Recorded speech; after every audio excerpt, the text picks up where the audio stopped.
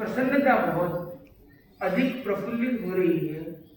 हमारे प्रसन्न राज जी आज जुड़े हैं और प्रसन्नता का अवसर है कि एक व्यक्ति इस दुनिया को उतर दिलाया, तो एक बड़ा संत आगे जाके कहलाया, जिसने पहला गुण लाया कि जीतना है मुझे, जागना है मुझे, जीतना है मुझे, जागना है मुझे पर जी, और रहना है अभी और आज भी, यानी ए। और उससे और आगे चले, जी पूरे गम को भी जीत लेता है और बात बात में शायरी और ट्यूनिंग करके गीत बना लेता है, यानी जी। और आगे आता है आज, यानी वो हर चीज में, हर सिचुएशन में राइज अप करने के लिए उद्यमशील रहता है, प्रयत्न पुरुषार्थ रहता है। और आगे आता है आई, यानी वो हर जगह इनोवेटिव हो जाता है, हर चीज को देखकर अगर इनोवेटिव क्रिएटिव लेवल पर सोचता है और पूरी दुनिया को यानी ट्रांसफॉर्म करने के लिए आगे बढ़ते चला जाता है। जैसे JAGRIT यानी जागृत मनी। हैप्पी बर्थडे है जागृत मनी को, आज जागृत मनी का जन्म दिवस है, आपकी आशीर्वाद है तो गुण गाओ में बड़ी बात ये है। देखो बड़ी इम्पोर्टेंट बात ये है कि देखो आप सुबह भोजन में कितने लोग आए, सुबह बिहार में थे, दोपहर में कई लोग रेस्ट मोड में थे, और बेस्ट टाइम कौन सा है? Night time is the right time.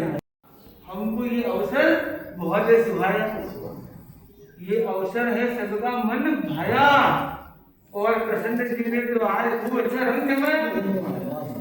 और देखो संतों ने तपाई है, इतने लंबे लंबे विहार करके अपनी काया, और साथ में गुरुदेव का आशीर्वाद बनकर चल रहा है उनकी छाया। जब मिलता है गुरुओं का आशीर्वाद कैसा साया, तो उसने जहां गए वही महफिल को बताया। और क्या चाहिए, ऐसे हमारे जागृत कुमार जी है, तो जागृत मंदिर के बारे में जितना कहे उतना कम है। आपको आश्चर्य होगा 11/11/2011 जब ये 11 नवंबर 2011 में करीब 14 वर्ष पूर्व राम जी के वनवास में 14 साल तो इन्होंने संन्यास वास 14 वर्ष का भी हुआ और अभी दिल्ली प्रवेश कर रहे हैं। तो 11/11/2011 में ये पहली बार पूरी तैयारी के साथ, बैकपैक के साथ दीक्षा लेने के उद्देश्य से वैराग्य की भावना के साथ फाइनल एंट्री हो लेते। तो उसके कुछ दिन पहले तो 2 दिन के लिए मिलने आए थे, हमने बोला भाई ये कहाँ जाएंगे, रुको भाई दादाजी आए, बोला ठीक है लग आपकी टिकट आप दे दो, इनको ये रहने दो। तो 15 दिन रह गए, और 15 दिन के लिए इन्होंने एकदम मन पक्का कर दिया, CA और उसको कर दिया CU, CA प्रोग्राम को पूरा CU कर दिया, बीकॉम में उसको बाय बाय कर दिया, और पूरे वैराग्य के भाव के 11/11/11 को कहते हैं 11/11 ये तो एंजल नंबर है, इन्होंने क्या डबल एंजल नंबर दिया 11/11/11 और उसमें एंट्री कर दी। और लाडो में बड़े महाराज हमारे मुनीषी महेंद्र कुमार जी स्वामी के सानिध्य और हम चाकरी में थे। तो चाकरी से अच्छी बात करके बिहार प्रोग्राम में कुछ नहीं, तो आराम सेवा करो मेवा आनंद। तो लाडू में थे जब अच्छी चर्चाएं भी चली, और वहां पे 6 महीने बाद गुरुदेव के दर्शन हुए श्रीहरि में, वो भी विकसित स्थल श्रीहरि में गुरुदेव के पावन दर्शन हुए। और उसी दिन गुरुदेव ने मोहर छाप लगा दी, चलो इधर आगे बढ़ो, और एक आधिकारिक रूप में वैराग्य के रूप में प्रतिष्ठित भी हो गए। फिर उन्होंने दीक्षा लेने में स्पेशल डे चाहिए भाई, तो बोले इंटरनेशनल योगा दिवस पर करेंगे, हम भोग वाले भी हम योग वाले। तो 21 जून को उन्होंने दीक्षा गुरुदेव ने विशेष कृपा करें। और व्यक्ति की एक पर्सनालिटी जो होती है वो यदि पॉजिटिव पर्सनालिटी होती है तो वो सिर्फ उसके सराउंडिंग में एक पॉजिटिव एनर्जी ऑरा जो होता है इनका जबरदस्त पॉजिटिव एनर्जी का आ रहा है। मैं काफी साल से जस्ट ऐसे ही मेरे वहाँ बैठे थे, आप चार्टर्ड अकाउंटेंट साहब, ऐसे ही हम चर्चा करते हैं। तो ये क्या बोल रहे हैं, noble soul, noble, no, is the purest of the purest soul. And when you are purest, then you can add all the other things like noble, able, and all can come into that. He is an icon of purity. Icon means ultimate. He is a able. So this, there is a definition. What is the health? Who is a healthy person? If you are very beautiful physically, you are not, you are still not healthy. You are mentally very intelligent, you are still not healthy. You have all the knowledge, but you are not sharing with people, or not mingling with people. So you have to be social. One is you have to be physical.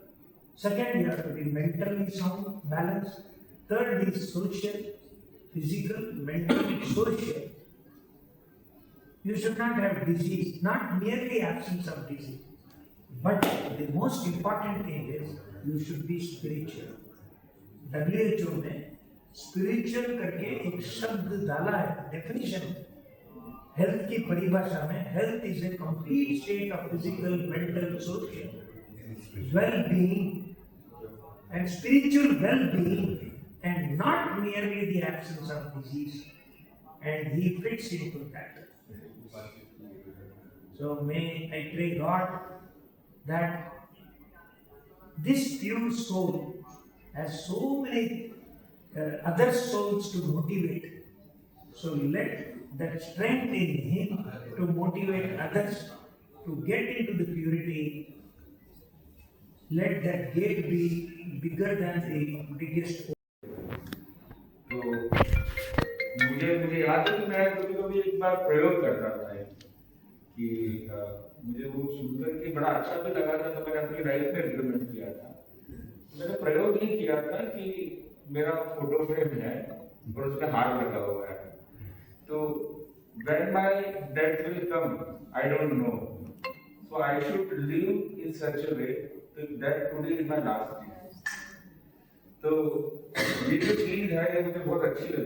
मस्त रहते हैं सब, उनको कोई tension नहीं है, कोई कमाना नहीं है, कोई इधर उधर का माथा पच्ची नहीं है।